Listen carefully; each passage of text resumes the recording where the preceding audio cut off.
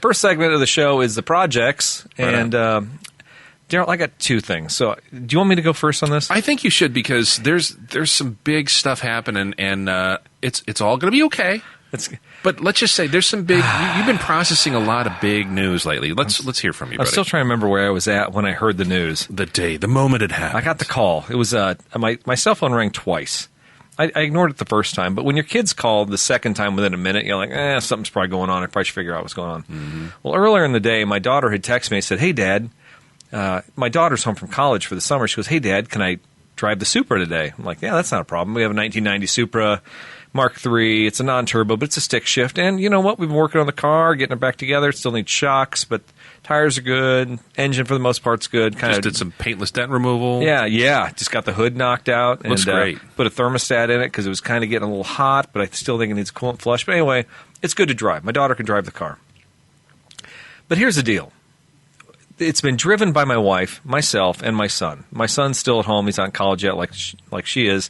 So we all have a gentleman's agreement. You put the roof on it every time to make sure the cats don't get in the car. I mean, I have barn cats, and the last thing you want is a cat just like roosting in there, making a nest in the back seat. So we always set the roof back on it. Is it cloth or leather in there? I forget. Cloth. It's cloth. Okay. Yeah, but and the key word there is set. We don't fasten it down because if you're going to drive the Supra, you're not leaving the Targa on it. So my daughter, the second time she called, I picked up, and she was frantic. "Dad, I wrecked the car. Dad, I ruined the car." Oh, no. And I'm like, what? And you're at work when you take the call. I don't know where I was at. I had to be at work, but I don't remember what I was doing or who I was talking to. But I'm trying to process it, and I'm trying to figure out what she's talking about. She's obviously upset. When she was very upset, and ultimately I figured out that the roof flew off the car while she was driving on Allentown Road, and it was almost hit by a semi, and she almost drove in the ditch.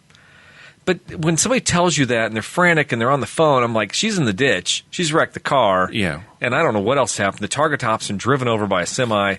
I don't know what's going on. Did you get the keys at that point and just make for the door? No, I didn't. God, it's so funny. I don't remember.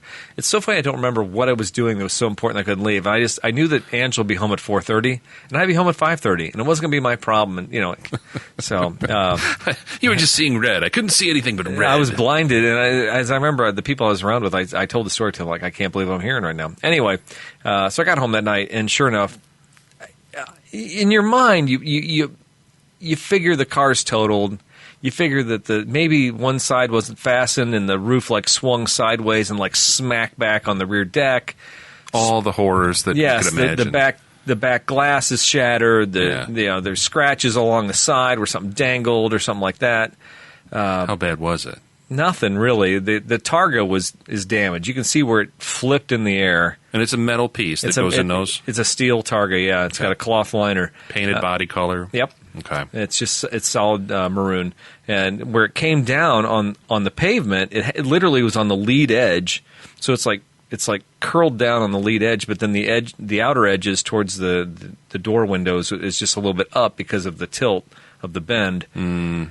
So we can still set it on there and keep the cats out of it, but sure. But you can't drive the car right now. You can't secure it down. And I'm not going to take a hammer and try and knock it down and try and smash into place because I don't want to break the windshield. So I'm still trying to figure out if I can take this thing and put it on, take all the liner stuff off it. Yeah. Just get the bare metal. And maybe put it on some sawhorses and see if I can tap this out with a rubber hammer and kind of mold it back. Because realistically, when you drive the Supra, I'm never driving that car with the roof on it. It's like a convertible, right? Yeah. It's good to have it if it rains, but realistically, do I care?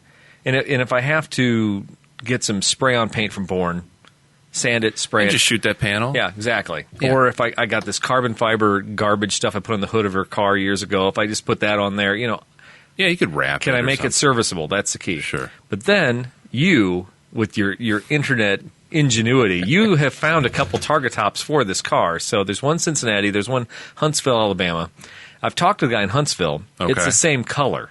Is that it's a junkyard? Yeah. Okay. Well, it's Mark III Super Parts store or something like that. Gotcha. So it's the same color. it is. Okay. But it needs buff bad. It's not in great shape. But again, there you go. Sand it, Bourne paint, you're good to go. Absolutely. Just transfer all the liner and all that other stuff over. So Huntsville is an 8-hour drive. I've already checked into it, and we could go on Memorial Day weekend. So the wife has said she's game for it. It's $200 for the Targa top.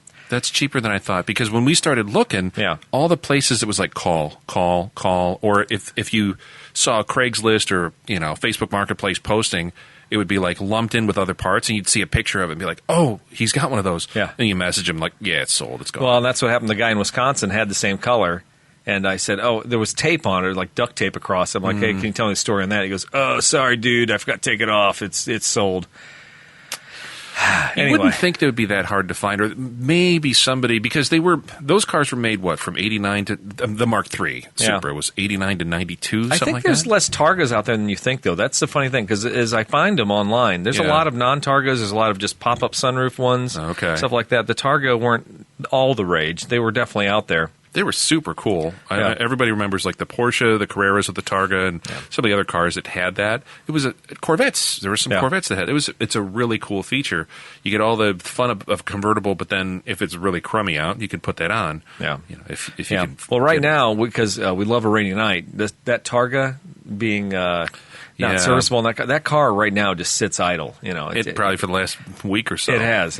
It's and so there's been a sworn oath by myself and my wife saying the children will never drive this car ever again. Or let me just ask this: what about latching the top? Well, we could do that in the future. We'll probably always do that.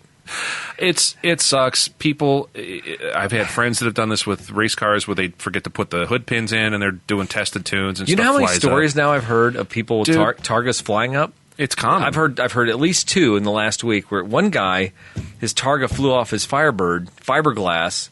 Or the T-tops or whatever. Yeah, bounced on the highway, landed in a field like it edged in like a knife. He said he picked it up, put it back on the car. It fit. Nothing happened. Another guy told me a story where one flew off and it shattered like I remember being at Macomb at a Dairy Queen and waiting for our order, and a guy in an 80s Camaro with the T-tops drove by, and all of a sudden we hear this what sounded like a giant explosion. I can't imagine the hideous fireworks. feeling. It was, I don't know what happened. It either flew out of the car, came loose, or what, but it just shattered glass all over the intersection. The guy just, turned around, looked at it, and just drove off. I'm like, that's cool. Well, I guess, I mean... What do you do? Yeah. I mean, part of me wanted to even have my daughter on the show just to describe... what does it feel like to be driving a car... and see just daylight disappear. It's got to be the scariest thing in the world. Those disaster movies where the plane, all of a sudden a window gets blown out and everybody gets sucked out of the plane. It's not as bad as that. It had to be something like that, I have to think. Well, I feel bad for her, and hopefully things get resolved soon. I hope you can find. Yeah, I don't mind. An 8-hour drive is nothing to us, Daryl. No. Plus, it's fun. That's part of the joys of having an old car is tracking down parts. At least you can go for you, maybe. It is. 8-hour drive is nothing for you. I hope you guys are.